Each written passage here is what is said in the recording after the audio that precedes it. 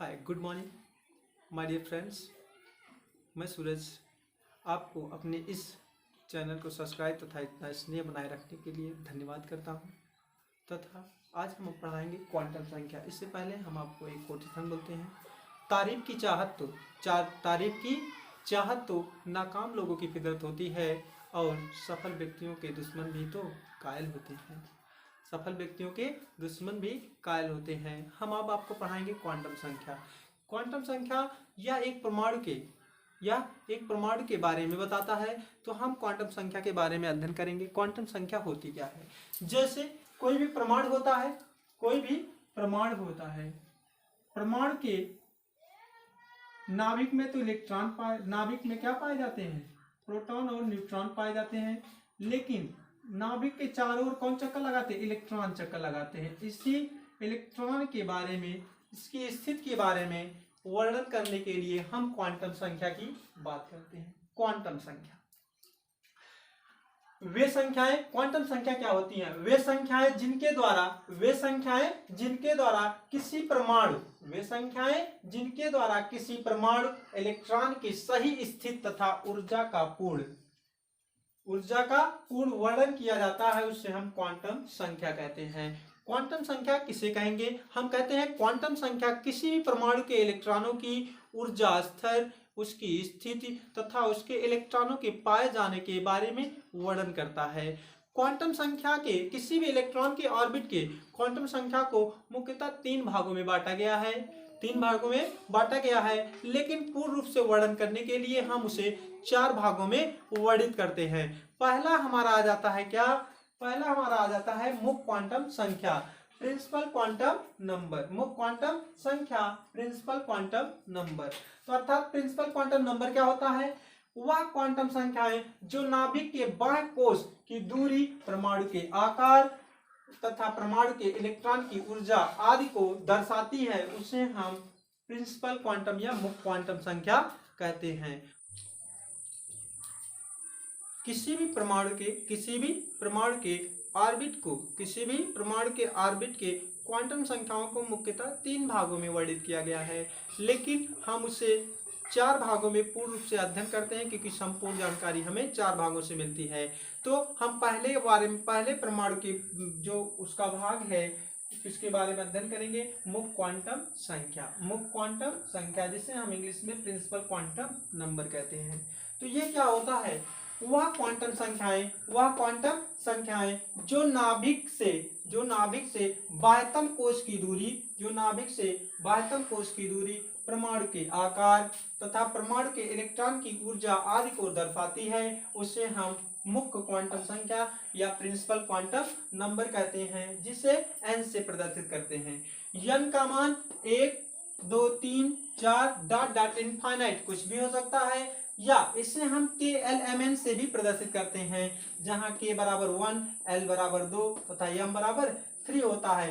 अर्थात हम कह सकते हैं कि ये जो KLM या 1, 2, 3 होता है, या यहाँ पर हमने बताया कि इससे ये क्या होते हैं, जिसमें इलेक्ट्रॉन चक्कर लगाते हैं उसके कोषों को रिप्रेजेंट करता है। तो ये मान जितना ज्यादा होगा उसकी साइज उतना अधिक होगी और उसके इलेक्ट्रॉनों के बीच की दूरी भी उतना अधिक होगी। तो ये कह रहा है कि प्रिंसिपल क्वांटम संख्या जो है नाभिक से क्या करता है? कोश की दूरी, परमाणु के आकार तथा परमाणु के इलेक्ट्रॉन की ऊर्जा आदि को प्रदर्शित करता है। तो यहाँ पर हमने कहा n का मान कुछ भी हो सकता है, 1, 2, 3, 4 इनफाइनाइट तक हो सकता है, या इसे KLMN से भी प्रदर्शित करते हैं। यदि k लेंगे तो k का मान 1 होगा, या l लेंगे तो l के लिए 2 होगा और m के लिए 3 होगा। हम कह सकते हैं किसी भी कोश में जो इलेक्ट्रॉनों की पूर्ण संख्या होगी वह कितने होगी? 2n² के पूर्ण गुणित होगी। तो हमने लिखा है किसी भी कोश में उपस्थित इलेक्ट्रॉनों की अधिकतम संख्या कितनी होगी? 2n² के पूर्ण गुणित होगी। आपने पढ़ा होगा कि 2, 8, 18, 32 होता है। तो हम इस कैसे ज्ञात करते हैं इसको? तो हमने कहा 2n² के पूर्ण गुणित होती है। तो पहले कोश के लिए n बराबर 1 के लिए 2 गुणे 1 का स्क्वायर बराबर क्या होगा? 2 गुणे 1 बराबर 2 आएगा। दूसरे के लिए n बराबर 2 रखेंगे तो आपका हो जाएगा 2 गुणे 2 का स्क्वायर, मतलब आ जाएगा 2 गुणे 2 दूनी 4, 4 दूनी 8 आ गया। ऐसे n बराबर हम रखते जाएंगे, हमारा हर कोश का मान मिलता जाएगा। है दिग्यांशी क्वांटम संख्या। दूसरा हमारा क्या है? दिग्यांशी क्वांटम संख्या। दिग्यांशी क्वांटम संख्या क्या होती है? दिग्यांशी क्वांटम संख्या या उस इलेक्ट्रॉन के उप ऊर्जा स्तर को प्रदर्शित करती है। तो हम कह सकते हैं यह क्वांटम संख्या इलेक्ट्रॉन के उप ऊर्जा स्तर या उप कोशों को क्या करती है? प्रदर्शित करती है। दिग्यांशी क्वांटम संख्या को हम L से प्रदर्शित करते हैं। किससे प्रदर्शित करेंगे? L से प्रदर्शित करेंगे। L का जो मान होता है, L का जो मान होता है वह 0 से लेकर n-1 तक होता है। हम कह सकते हैं L का मान 0 से लेकर n-1 तक होता है। यह भी कहा जा सकता है कि दिग्यांशी क्वांटम संख्या का मान किस पर निर्भर करता है? n के मान पर निर्भर करता है। n के मान पर निर्भर करता है। कभी n का मान कभी शून्य नहीं हो सकता, क्योंकि कोश जो होते हैं उसकी संख्या कभी 0 नहीं हो सकती, इसलिए n का मान हम सदैव 1 से लेंगे। अगला हमारा आ जाता है ऑर्बिटलों के कोणीय संवेग बराबर हो जाएगा। ऑर्बिटलों के कोणीय संवेग बराबर हो जाएगा L+1 इंटू h बार, जहां पर h बार बराबर होगा h/2 यहाँ पर h हमारा क्या होता है? प्लांक कांस्टेंट होता है। अब यहाँ पे कह रहा उप ऊर्जा स्तर। आपने जाना होगा कोशों में जब इलेक्ट्रॉनिक विन्यास किया जा रहा था तो उसे 4 वर्गों में बांटा गया था, SPD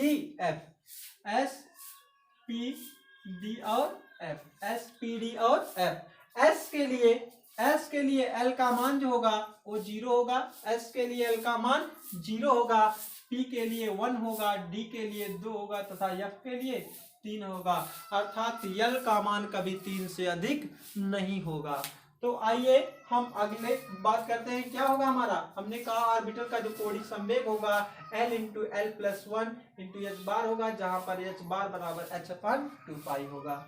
आ जाते हैं हम चुंबकीय क्वांटम संख्या जिसे हम मैग्नेट क्वांटम नंबर कहते हैं।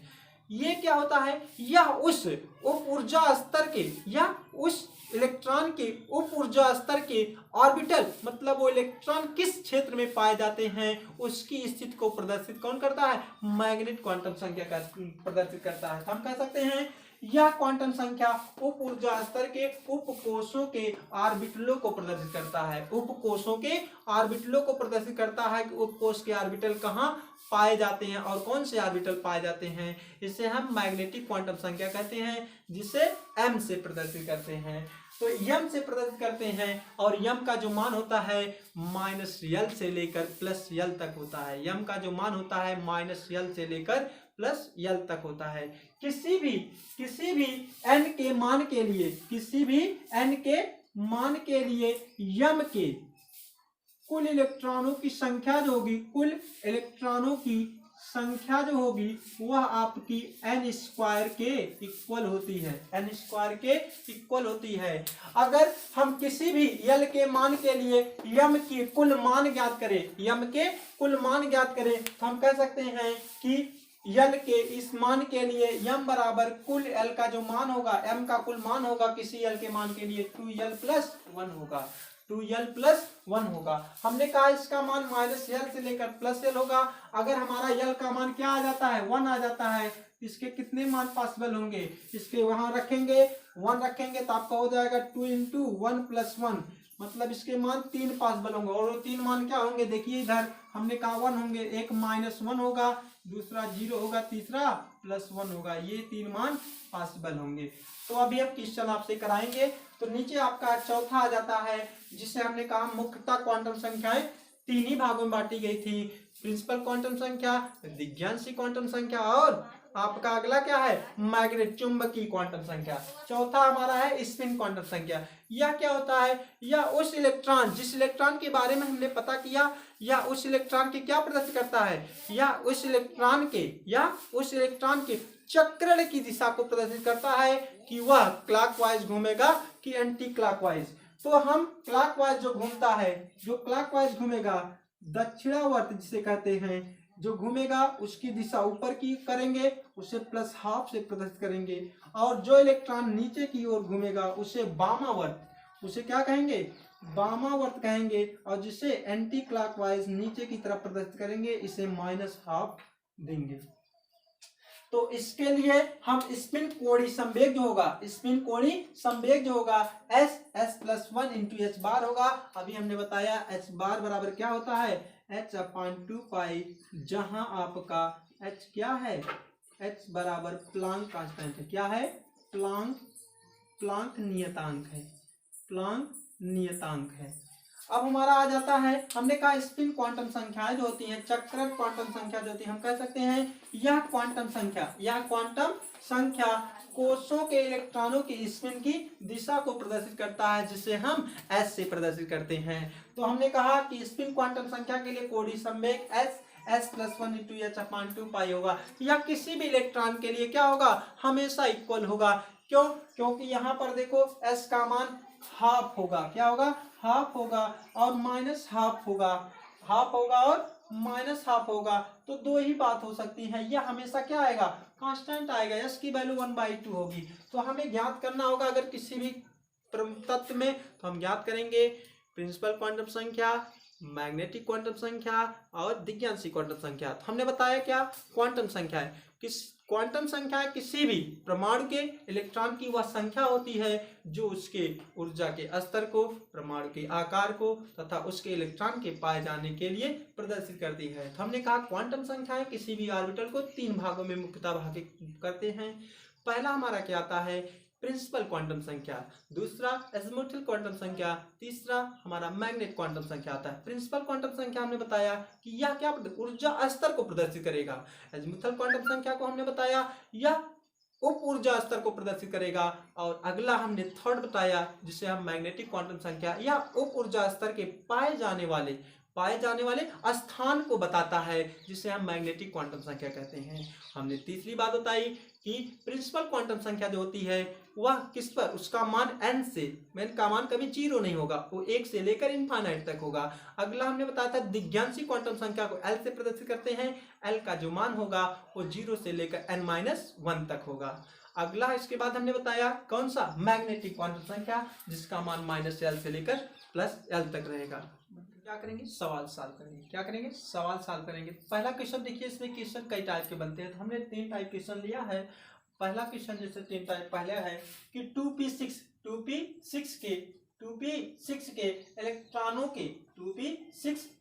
के चारों क्वांटम संख्या बताइए, मतलब अंतिम इलेक्ट्रॉन की चारों क्वांटम संख्या बतानी है। ऐसे एक सवाल इसका सेम है, करा कि 3d2 के इलेक्ट्रॉनों के लिए n, l, m तथा s का मान बताइए। चौथा जो मोस्ट इंपॉर्टेंट क्वेश्चन है, जो आपके क्वेश्चन में बोर्ड में या किसी भी कंपटीशन एग्जाम में पूछा जा सकता है, कह रहा है कि Cu2+ के अंतिम इलेक्ट्रॉन की चारों क्वांटम संख्या बताइए, और कह सकता है Cu के अंतिम इलेक्ट्रॉनों की चारों क्वांटम संख्या बताइए, या Na के 10वें इलेक्ट्रॉन की चारों क्वांटम संख्या बताइए, या मैग्नीज के 9वें इलेक्ट्रॉन की चारों क्वांटम संख्या बताइए। सभी क्वेश्चन ऐसे लगेंगे। तो पहला क्वेश्चन हम जो लगाते हैं बहुत आसान है, ध्यान से देखिएगा मित्रों। तो यह हमारा क्या हो जाएगा, 2p6 हो जाएगा। क्या हो जाएगा, 2p6, इसके चारों क्वांटम संख्या बतानी है। तो पहला हमने कहा था प्रिंसिपल क्वांटम संख्या, तो किसी भी कोष के पहले जो ये ऑर्बिटल के पहले जो नंबर लिखा होता है इसी को हम क्वांटम संख्या कहते हैं। अर्थात हमारा n बराबर कितना हो जाएगा, 2, कितना हो जाएगा, 2 हो जाएगा। n का मान पता चल गया। अब हमने कहा था कि हमने कहा था दिग्यांशी क्वांटम संख्या, मतलब दिग्यांशी क्वांटम संख्या का मतलब एजीमुथल क्वांटम संख्या, जिसे हमने किससे प्रदर्शित किया था, l से, और l का मान जो होता था, l का जो मान होता था वह 0 से n-1 तक होता था। तो रख देंगे, इसका मान क्या आ जाएगा, इसका मान आ जाएगा 2-1 बराबर 1 आएगा। हमने ये भी बताया था कि डायरेक्ट ऑफ SPDF के लिए इसका मान 0, इसका मान 1, इसका मान 2, इसका मान 3 लिख सकते हैं। देखिए इसका मान यहाँ कितना आया, 1 आ गया। तो ये इसके लिए पूरा जो हमारा L का मान आएगा कितना होगा, L बराबर हो जाएगा 1, L बराबर 1 हो जाएगा। तो M का मान हम लिखेंगे इसके लिए, M का मान हमने कहा -L से प्लस एल तक होता है, प्लस एल तक होता है, तो -1 हो जाएगा, बीच में 0 आएगा और +1 हो जाएगा। एम के कितने मान पॉसिबल होंगे? 3। अब हम इस पी ऑर्बिटल बनाते हैं। आप जानते हैं पी ऑर्बिटल के कितने सेलों में बांटा गया? 3। कितने सेल होते हैं? 3 होते हैं। अब ये 3 होते हैं, तीनों में कितने इलेक्ट्रॉन भरे गए? 6। तो 6 भर दीजिए। एक में 2 इलेक्ट्रॉन भरे जाते हैं। पहले हम पेयरिंग नहीं करते हैं, पहले एक एक इलेक्ट्रॉन भरते हैं। जब इलेक्ट्रॉन बच जाते हैं तब दोबारा इलेक्ट्रॉनों की पेयरिंग करते हैं। 6 इलेक्ट्रॉन है तो अंतिम इलेक्ट्रॉन हमारा ये आया। तो इसके लिए हम एस ऑर्बिटल, हाँ अगर हम अंतिम इलेक्ट्रॉनों के लिए m का मान लिखना चाहें तो ये हम 0 लिखेंगे, +1 हो गया और -1। तो यहाँ से हमारा जो m का मान लिया जाएगा, क्या लिया जाएगा? +1 लिया जाएगा। और s का जो मान लिया जाएगा वो क्या है? डाउन की दिशा -½ हो जाएगा, चक्रण की दिशा ये हो जाएगी। ये हमारे चारों क्वांटम संख्याएं हो जाती हैं। अब दूसरा सवाल हमारा जो मित्रों, नहीं तो पहला देख ही लीजिए एक बार ना। तो हमने कहा कि 2p6 इलेक्ट्रॉन की चारों क्वांटम संख्या बताइए। हमने 2p6 लिया। हमने कहा कि जिसके उपकोष में अंतिम इलेक्ट्रॉन जाता है, जिसके उपकोष में अंतिम इलेक्ट्रॉन जाता है उसके पहले का जो नंबर होता है वही हमारा मुख्य क्वांटम संख्या होती है। क्या होती है? मुख्य क्वांटम संख्या होती है। ये हमारा मुख्य क्वांटम संख्या हो गया, जिससे हम यल से प्रदर्शित करते हैं। इसके बाद हमने कहा दिव्यांशी क्वांटम संख्या। ये हमारी कौन सी क्वांटम संख्या? दिव्यांशी क्वांटम संख्या है। ये हमारा दिव्यांशी क्वांटम संख्या हो गई। अब अगला हमारा जो आता है जिसे हम कहते हैं क्या? चुंबकीय क्वांटम संख्या। चुंबकीय क्वांटम संख्या, क्वांटम संख्या। और ये हमारा जो आया है इसे हम कहते हैं चक्रण क्वांटम संख्या। क्या कहते हैं? चक्रण क्वांटम संख्या। तो हमने कहा कि जो हमारा ये 2p6 दिया है, n बराबर 2 ले लेंगे क्योंकि ये उपकोष के पहले का नंबर जो होता है अंतिम इलेक्ट्रॉन का वही हमारा मुख्य क्वांटम संख्या हो गया। मुख्य क्वांटम संख्या हो गया। तो हमने दिव्यांशी क्वांटम संख्या में अभी आपको पढ़ाया कि l बराबर 0 से n-1 होता है, तो 2-1 होगा। इसकी वैल्यू क्या होगी? 1। नहीं तो डायरेक्ट आप लिख सकते हैं p के लिए l का मान 1 होता है। तो m का मान जो -l से +l के बीच होता है, तो -1 0 और +1 होगा। ऐसे हम प्रदर्शित कर देंगे p ऑर्बिटल बना करके। अंतिम इलेक्ट्रॉन हमारा तीसरे वाले में गया है जो कि डाउन दिशा में, इसलिए s का मान क्या हो जाएगा? -½ हो जाएगा।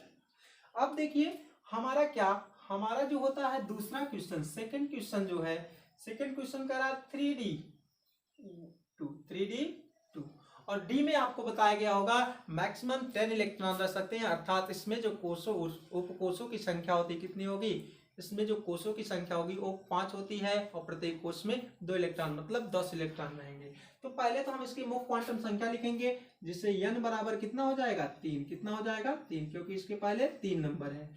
तो अगर n के l का मान लिखेंगे, जिसे हम दिव्यांशी क्वांटम संख्या कहते हैं, l का मान n-1 होता है, n-1 होता है। तो n-1 होता है, n का मान देखो, d का मान 2 आया, यहाँ भी देखो 3 - 1 और ये कितना आ जाएगा? 2 आ जाएगा। l का मान 2 आ गया।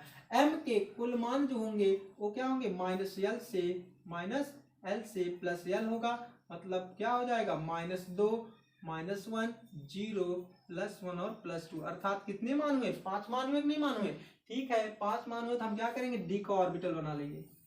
ये हमारा d का ऑर्बिटल है जिसमें 5 भागों में बांटा गया, 1 2 3 4 5 हो गए। तो इसमें क्या करेंगे? पहले हम नंबर रख दें 0 -1 -2 +1 एंड +2। ठीक है, अब क्या करेंगे? इलेक्ट्रॉन, कितने इलेक्ट्रॉन? 2 ये है तो भर दीजिए, एक एक। दूसरा यहाँ पे आ गया, दूसरे के लिए m का मान कितना आया? -1 आया। कितना आया? -1 आया। ठीक, अब यश का मान लिखेंगे, ऊपर की तरफ है तो यश का मान जो हो जाएगा, ऊपर के लिए हमने कहा +½ होता है और डायरेक्शन ऊपर होती है। ये हमारा आ गया चारों क्वांटम संख्याओं का मान। अब लास्ट वाला जो क्वेश्चन है, मोस्ट इंपॉर्टेंट आपके लिए क्वेश्चन आता है। ये तो आसान थे, आपको पता चल गया किसमें इलेक्ट्रॉन जा रहा है, उसमें हम इलेक्ट्रॉनिक विन्यास करेंगे। और वैसे भी कॉपर आपका प्रमाण क्रमांक 29 होता है या अफबाउ के नियम का पालन नहीं करता है, तो हम इसमें इलेक्ट्रॉनिक विन्यास करते हैं। तो हमारा इलेक्ट्रॉनिक विन्यास कॉपर 29 का पहले करेंगे, कॉपर 29 का करेंगे तो हमारा हो जाता है क्या? 1s2 2s2 2p6 3s2 3p6 4s2 और 3d। अब हम गिन लेते हैं कितना हुआ हमारा, 10 10 20 हुआ, और 10 10 20 हुआ। अब देखिए यही अपवाद है अबाव के नियम, मतलब 4s1 होता है, 3d 10 हो जाता है। तो अंतिम इलेक्ट्रॉन किसमें गया, हमारा अंतिम इलेक्ट्रॉन 4s में गया। लेकिन ये कह रहा है क्या है कि 2 इलेक्ट्रॉन त्याग दे रहा है, Cu+2 का इलेक्ट्रॉनिक विन्यास। याद रखना, आप जब भी इलेक्ट्रॉनिक विन्यास करिएगा पहले प्लस से इलेक्ट्रॉन मत निकालिएगा, नहीं तो आपको दिक्कत हो जाएगी। भाई इलेक्ट्रॉन कहाँ जाएगा ये तो पता होना चाहिए, मतलब कौन कितना खाएगा इसका पता होगा तभी तो इलेक्ट्रॉन वहां से निकालेंगे। तो हम निकालेंगे यहाँ से इलेक्ट्रॉन, पहले नहीं, पहले तो हम उसके परमाणु क्रमांक का ही करेंगे इलेक्ट्रॉनिक विन्यास। अंतिम इलेक्ट्रॉन जिसमें निकलेगा कोष से तब निकालेंगे। अब देखो अंतिम कोष हमारा 4s है, इससे एक इलेक्ट्रॉन निकलेगा, इसके बाद हमारा 3d आता है, इससे एक इलेक्ट्रॉन निकलेगा, मतलब Cu+ के लिए क्या हो जाएगा 3d, एक इलेक्ट्रॉन जिससे निकल गया, एक इलेक्ट्रॉन 3d 9 हो गया, 3d 9 हो गया। ठीक है, अब हम यहां से क्या करेंगे, हम क्वांटम संख्या बताएंगे। इसके पहले का नंबर कितना है 3 है, तो n बराबर कितना हो जाएगा 3, n बराबर 3 हो जाएगा। l का मान लिखेंगे, l का मान क्या हो जाएगा n-1 हो जाएगा। और इससे भी d के लिए कितना होता 2 होता, हमने पहले से बताया है 3-1, तो l का मान आ गया कितना 2, कितना आ गया 2। m का मान लिखने के लिए हमने कहा m का मान -l से प्लस l तक होता है, प्लस l तक होता है, लिख लो -2 -1 0 +1 और +2 होगा। तो इसके लिए क्या करते हैं, हमने कहा ऑर्बिटल बना लो। ऑर्बिटल का मतलब इसमें क्या होंगे 5 भागों में बांटा जाएगा, 2 3 2 5 हो गए। तो नंबर रखो 0 -1 -2 +1 और +2, +1 और +2। इलेक्ट्रॉन की भरपाई कर दीजिए, हमने तीनों बता दिया, पहला मुक्त क्वांटम संख्या, दूसरा एज़ीमुथल क्वांटम संख्या, तीसरा मैग्नेटिक क्वांटम संख्या, चौथा हम स्पिन क्वांटम संख्या की बात यहाँ करेंगे। तो आपका ये हो जाएगा 1 1 1 1 5 हो गए, 6 7 8 9, 9वां इलेक्ट्रॉन हमारा यहाँ गया ना। इसके लिए m का मान जो होगा, अगर इसके लिए हम m का मान लिखना चाहें तो अंतिम इलेक्ट्रॉन के लिए +1 होगा, +1 होगा, और +1 हो गया। तो अब हम देखिए क्या करेंगे, अब हमारे लिए s की वैल्यू बतानी होगी। इलेक्ट्रॉन नीचे जा रहा है ना, तो माइनस होगा हाफ और ये डाउन दिशा में होगा, अर्थात ये हमारा वामावर्त होगा। अब देखिए मित्रों, यहाँ से एक क्वेश्चन और पूछ लेता है कि अयुग्मित इलेक्ट्रॉनों की संख्या क्या है। अयुग्मित का मतलब पेयर। अब बताओ सभी में पेयर है कि नहीं, जोड़ा सब में है, सिर्फ एक ही खाली है, मतलब अयुग्मित इलेक्ट्रॉनों की संख्या अनपेयर्ड इलेक्ट्रॉन। अनपेयर्ड इलेक्ट्रॉन जो होंगे वो क्या होंगे आपके, एक होंगे। कितने होंगे, एक होंगे। अनपेयर्ड अयुग्मित इलेक्ट्रॉन जो होंगे आपके कितने होंगे, एक होंगे। तो इसमें पूछता है कि यह डायामैग्नेटिक है कि पैरामैग्नेटिक है, इसकी हम बात नेक्स्ट लेक्चर में करेंगे। Thanks for watching my video and subscribe and like my channel.